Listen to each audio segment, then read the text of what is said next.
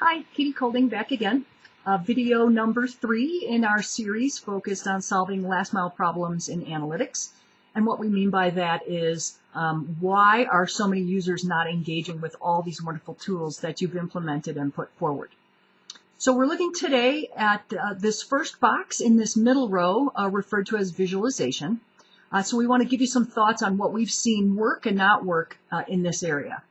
So, of course, everybody knows how to visualize data. There's a million really wonderful tools out there, and they get better every single day. So it's not that this idea of visualization is new or somehow revolutionary.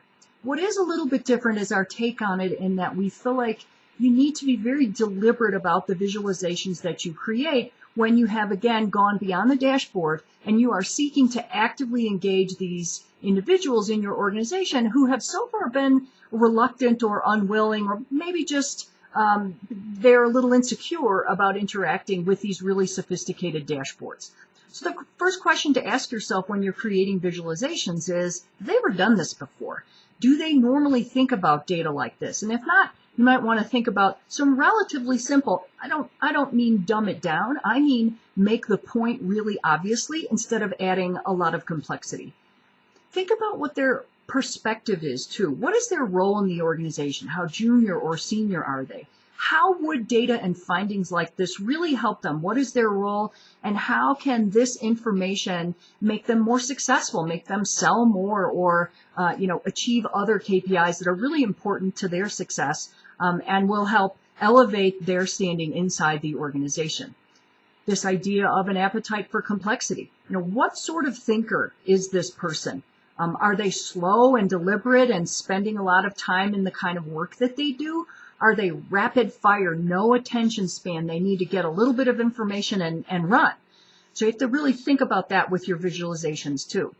Another point is whether you make them static or interactive. And what I mean by that is the visualization meant to speak to a moment in time, a snapshot of something that happened in the past, some current condition?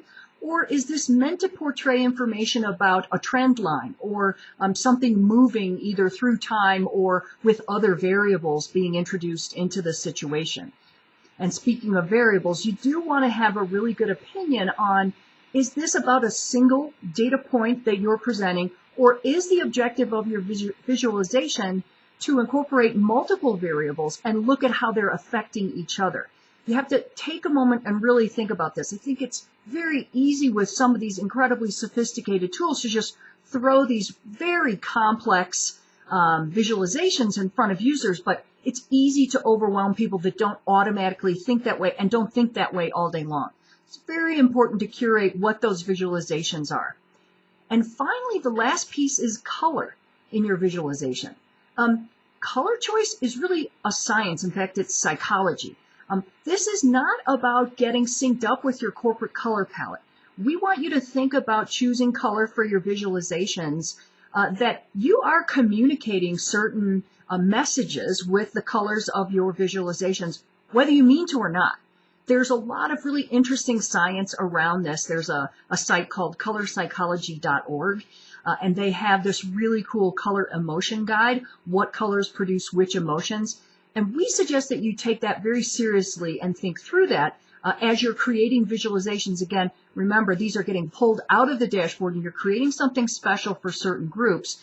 You want to customize those and really get the color and the complexity and the perspective of those visualizations right. Okay, we'll see you next time.